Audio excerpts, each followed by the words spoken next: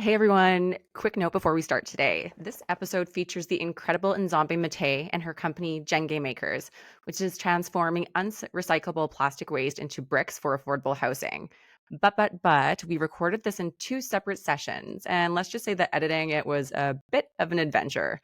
Lesson learned, won't do that again, but stick around, it's a great conversation. So let's dive in. I can see the stars align. Hi, everyone. Welcome to Humble Drive, the podcast where we dive deep into the journeys of both emerging and established leaders who are transforming the world, even if they aren't front page news yet. I'm your host, Jaime, and today we're going to explore the story of an incredible entrepreneur. She's from Kenya, and her name is Nzambi Matee. I really hope I'm saying that right. I did do my homework, but I do apologize in advance if I am getting that wrong. I did my due diligence. Anyway, Nzambe is doing something that sounds like it's straight out of a sci-fi novel, but it's not. This is real life. This is real life, everyday stuff. Not everyday stuff, but she is innovating it. She is turning plastic waste, copious amounts of plastic waste, into stronger than concrete building materials. This is what we'd call a circular economy, and I am here to talk about it today because I am all here for what Nzambe is doing. On another note, it is TGIF. Oh my gosh. Oh my gosh, I just completely stuttered over that. TGIF, it is Friday. By the time you get this, it'll be Monday. But I am happy that it's the weekend. It's been a short week, but also very, very long on my side of things. And so I was really excited to sit down here and record this session for you guys because it's really feel good. And I wanted to inspire everyone to think outside the box. Social entrepreneurship is something that has always drawn an interest for me since I first heard of the concept in university. I didn't think that you could do work that was also entrepreneurial and get paid for it, right? I thought it's either nonprofit or for profit, and do not merge those two things. But social entrepreneurship is something that is just really advancing and is becoming more and more popular. And I'm just really excited to talk about it today. But anyways, I'm rambling on as I do, and let's get down into Nzambe's story. But anyways, I'm rambling on now, and let's get to it. But before we get down into Nzambe's incredible innovation, we need to understand the magnitude of the problem she's addressing. I think that we can all have a certain understanding of the amount of caca in the environment, single-use plastics, debris, but maybe not fully, right? Let's really start to understand the magnitude of the problem, because to fully appreciate her solution, we need to wrap our minds around just how big this problem has become and why it matters now more than ever. Let's rewind to about 100 years ago. It was around the 1920s when plastics really started to enter the scene and make their debut and appearance, right? They came out in their rouge, sparkles, and stilettos. At the time, it was a revolutionary material, very exciting, lightweight, durable, moldable to pretty much any shape you could imagine. The first fully synthetic plastic was called Bakelite, and it had just been invented. It was used from everything, from radios to electrical insulators.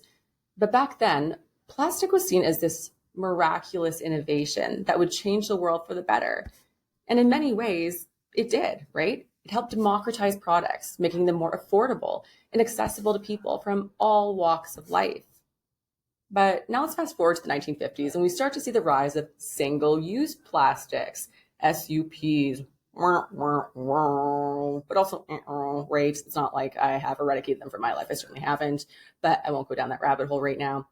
Manufacturers realized that plastic was cheap to produce, and the idea of using something once and tossing it away really started to take off. Everyone's like, yeah, this is a great idea. There's going to be no long-term repercussions to just using something once and throwing it away, especially when it's got chemicals in it. Anyway, so let's think plastic bags, straws, bottles, and packaging. All of the disposable conveniences we take for granted today.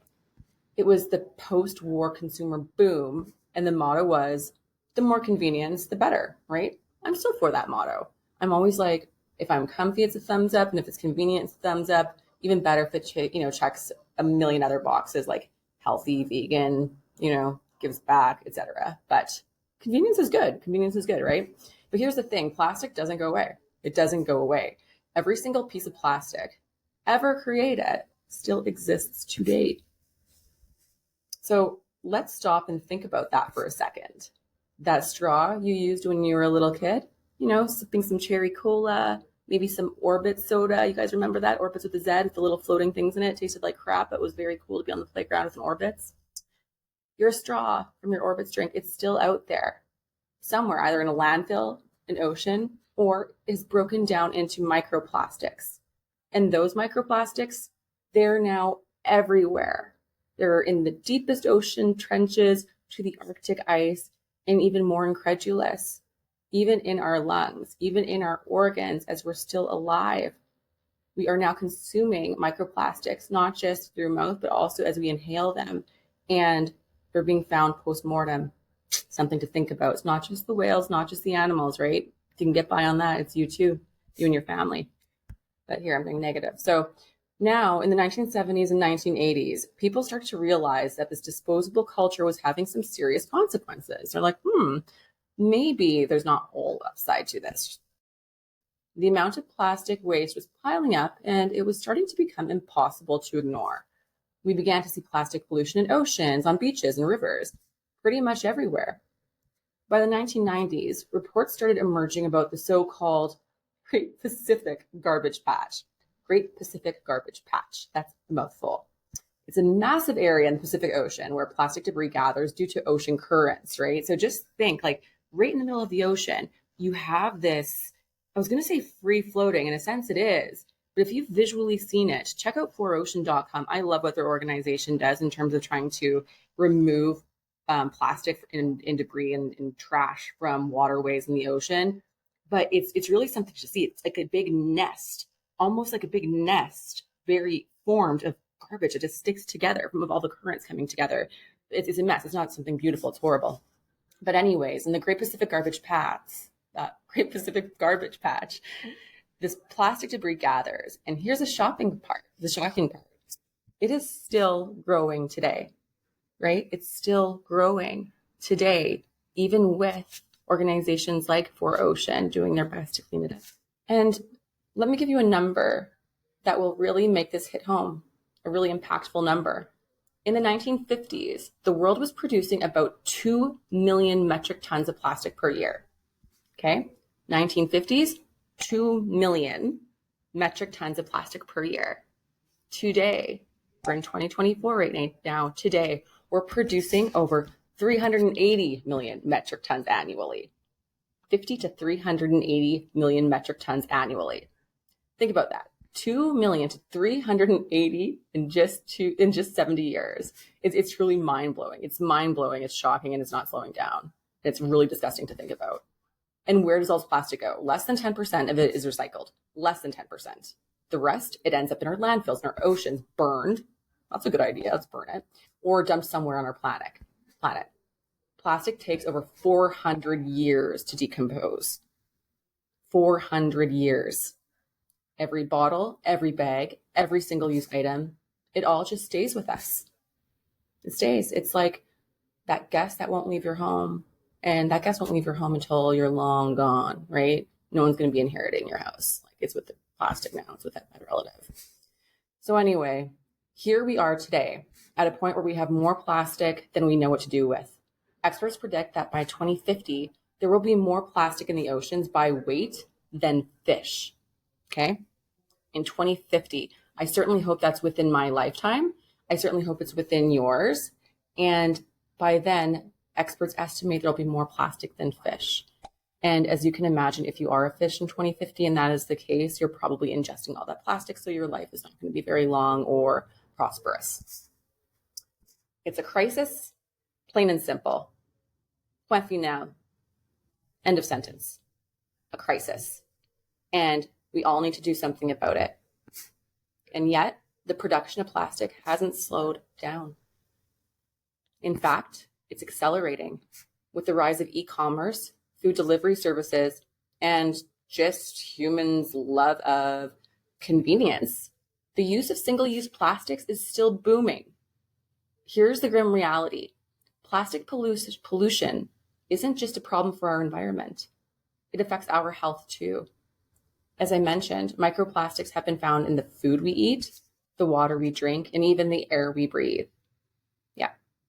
Scientists are still trying to understand the full implications of this, but as you can imagine, early studies suggest it's not good. I mean, I don't think any of you would probably be like, yeah, that's a great thing. Microplastics ingested, it's going to have positive outcomes for us. So that leaves us with the question, what do we do? What do we do individually? What do we do as a society? It feels overwhelming, right? I mean, I certainly feel overwhelmed by it. Even when I go walking in my area, we're in a newer area, a lot of construction, and I go and pick up trash. But I just feel like, okay, I'm picking it up off the ground so it can go in the ground in an organized area. This is kind of silly, but maybe some order to where we're putting all this trash, right? All of this plastic, all this debris. It's really kind of depressing to think about when you see like animals, right? Like the bunnies. I've got deer in my area, and I hate the fact that there is all this pollution and really what we're doing to the ecosystem. How do you even begin to tackle a problem this massive, right? Like, where do you start? It's like trying to stop a runaway train with nothing but your hands. This is the backdrop against which our incredible social entrepreneur, Nzambi Matee, steps in. Nzambi's passion for solving problems started when she was young. Growing up in Nairobi, she was always fascinated by how things worked. As a child, she loved to take apart gadgets, the machines, to understand how they were put together, even though this is often left her parents less than thrilled, right? Have you ever done that when you've actually completely dissected something that probably wasn't yours growing up and your parents are like, great, now I have to buy a new one. Why'd you do that? Why don't you use the toys that we bought you for Christmas? You're like, it's not nearly as fun as pissing you off and ruin things that I can't rebuild. But anyways, that's besides the point. So Nzambi developed a deep interest in engineering, which I'm sure you could have understood with my previous comment about her breaking her parents' shit. But she later translated her engineering into studies in material science. But it wasn't just about her technical curiosity. Nzambi was also deeply affected by the pollution she saw around her, especially as the plastic waste problem in Kenya worsened. This is what eventually led her to combine her passion for materials with her engineering background and her huge desire and passion to make a difference. Nzambi Matee is the founder of Gjenge Makers, a startup based in Nairobi, Kenya. What she's doing is nothing short of revolutionary. While the world is drowning in plastic waste, Nzambi is repurposing it into something useful. Not just useful, but actually really critical. Building materials. But not just any building materials. It's building materials, bricks that are 5 to 7 times stronger than concrete. Yes, you heard that right. These bricks that Nzambi is creating is stronger than concrete. As of today, Gjenge Makers has repurposed over 20 metric tons of waste that would otherwise have ended up in landfills or oceans. They've produced more than 20,000 bricks, enough to help construct various affordable housing projects in Kenya. Their impact extends beyond just environmental benefits. Gjenge Makers is also tackling social issues, providing jobs for local youth and women, many of whom come from marginalized communities. Nzambi's goal is to grow these numbers exponentially in the coming years as demand for sustainable building materials continues to rise. Before we dive into her story, let me ask you this. How many times have we looked at a problem and thought, that's just too big. It's too complex for me to tackle? Well, Nzambi saw the same problem we all see, but instead of turning away and thinking that is someone else's problem to solve, not mine, she decided to lean in. And that pivotal moment, I think that we all have one of those. I think a lot of people choose not to lean into it. And that's something that you may forever regret, right? Something that may seem overwhelming and like it's not my job may actually be the biggest blessing you could ever lean into. So I really would ask each of you to pause and think about that. Be open to possibilities. Be open to something that doesn't seem to be a responsibility being something that you take responsibility for, right? Even if you're not accountable, to really lean into those moments, those pivotal moments. But in any case, Nzambi leaned in. She quit her job as a material scientist in the oil and gas industry and decided to tackle this problem head on. She's like, this is my calling. I'm going to be the one to do this thing. These are the kind of people I like to celebrate. You go, girl. And as I'm telling this story, I'm just getting excited. Like I want to meet her one day. After leaving her career in the oil and gas industry, Nzambi founded Gjenge Makers in 2017. It wasn't an easy start. Like many startups, she faced significant financial and logistical hurdles. With little to no funding and limited access to high-tech machinery, the initial production process was labor-intensive and slow. But despite these challenges, Nzambi was determined to make progress. The vision was always clear, to take plastic waste that wasn't typically recyclable and turn it into affordable, sustainable building materials. And by 2019, after a lot of trial and error, she had created a prototype brick that was not only durable, but also met the necessary safety standards for construction. But Nzambi just didn't start by trying to solve plastic pollution on a global scale. No. What she did, she started in her own backyard, right? Build, measure, learn. She wanted to validate. Like, she has to do a little research and development, right? You got to start it practical. You can't just go, boom, overnight, problem solved. And I think that as founders, we all can learn from that, right? As aspiring entrepreneurs, I mean, successful entrepreneurs, I'm sure, have already learned that, right? They've learned it's not just overnight success. Today, Gjenge Makers employs over 100 people, most of whom are from local communities that have been impacted by poverty and unemployment. These jobs not only provide income, but also training and technical skills like materials handling and machine operation. This is important because a life outside of Gjenge Makers for some of the staff, they'll at least have some hard skills to use elsewhere, wherever their life may take them. Nzambi's vision is to continue creating jobs while simultaneously addressing environmental challenges, which is something pretty inspirational and something to aspire to as well. I think society sees overnight success, right? They see Elon and go, oh, like he shot to fame, right? He's everywhere. They don't see the failures. They don't see like that you're poor, that you're not sure how you're going to pay your bills. You're not sure if anyone else sees a value in what you're creating. Like these are all things I'm going through right now as a founder, right? People just see the end result and go, well, they must have been lucky, right? Or they must have had help, or that was an overnight success. So anyways, Nzambi started in her own backyard, Nairobi, where plastic waste was clogging the streets, the waterways, and the landfills. So she asks herself, what if this waste could be repurposed into something valuable, something that could literally build the future? And you know what? That's exactly what she did. Ooh, I got shivers. Anyway, it wasn't about just turning it into a profitable venture, right? It's about creating a circular economy, one where waste becomes a resource, where discarded plastic can be transformed into something valuable and long-lasting and a value for her people. It's about addressing environmental challenges and social ones too, because the affordable housing crisis is real. Oh my gosh, is it real? It's real, and not just in, third world countries. And, it's everywhere. It's here in Canada. It's in our backyard. It's in the US too. I think everyone's struggling with this, but Nzambi's bricks are part of the solution, right? Affordable housing and a circular economy. All these things are interconnected. Nzambi has said, the waste problem in Africa is huge. And with this innovation, we're doing our part to not only tackle pollution, but to also create a better future for the communities around us.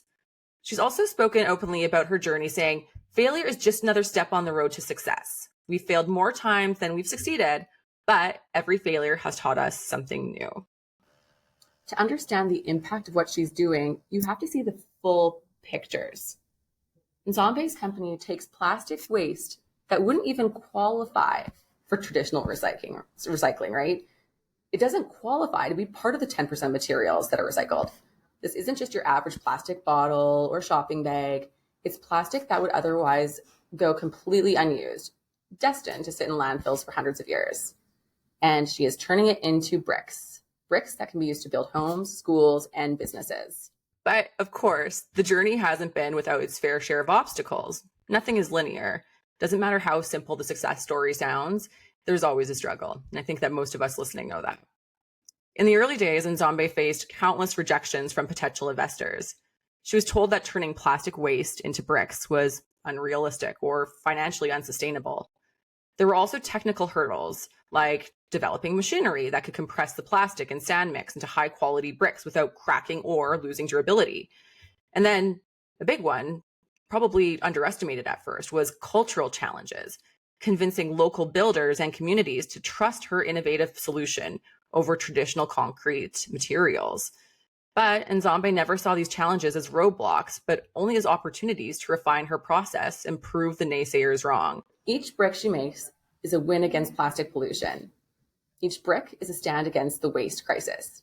And each brick is a step toward a more sustainable and equitable future. Her work is already making waves, but in a world where we desperately need more solutions like this, her story is not told nearly enough. I don't understand why that stories like Nzambi's aren't considered as sexy, right? I think it's sexy. And I really want to put not just, female entrepreneurs, women entrepreneurs on a pedestal. Like I will continually do so. I'm always here to do that. But I think when we look at innovation, we really have to just say, oh, not just like ESG, CSR, like I'm trying to do good, people before profit. No, like it has to be a sustainable business model as well. But these are sexy business stories. And what she did is so incredible. The amount of grit that she had to have to bring this vision into fruition is amazing. And I want to hear more of these stories. And that's what I'm going to be doing on Humble Drive. So what can we learn from Nzambi Matee's journey? It's about looking at the overwhelming and deciding to act, being decisive, being intentional. It's about seeing opportunity where others often just see a big problem, not their problem. And maybe most of all, it's about having the guts to quit that comfortable, stable job and tackle one of the biggest challenges of our time, plastic pollution. But it's also about hope. It's hope that with the right mindset and determination, we can turn even our biggest challenge into opportunity. This is something that has really transformed the way I think. It's exactly the same vision I have for Kinder. And I hope that more entrepreneurs are starting to see that too and to fit it into their business model, because 2050 isn't far away. And I think a lot of us aren't thinking about the repercussions of, when we see the ocean and when we say, okay, well, the fish will cease to exist. I don't think they think about domino effects, right? What happens with biodiversity in the ecosystem when one part of the chain is broken. Maybe I'll do a full episode on that. But I don't want this to be really like a doomsday podcast. I want it to be uplifting like the way I felt when I heard Nzambi's story, the way that I feel when I think about the impact Kinder can make, and really the hope that I feel with this new generation. I really think that Gen Z has the right mindset to be committed to thinking about the impact of business on the environment and on others. And that really makes me feel like we can turn this train around, right? It's not too late, and that we can restore our earth. I really do feel that hope. Let's start seeing the problems around us as potential solutions. Let's collaborate, let's brainstorm, let's work together. And hey, who knows? Maybe one of you listening right now is sitting on the next big breakthrough. Until next time, keep driving forward with humility, hope, love, and kindness. Please check in next time on Humble Drive. Have a great weekend, everyone. Take care. I can see the stars align, dance around the moon every night, and now my eyes are open wide, and the sky has never looked so bright. I don't need to see the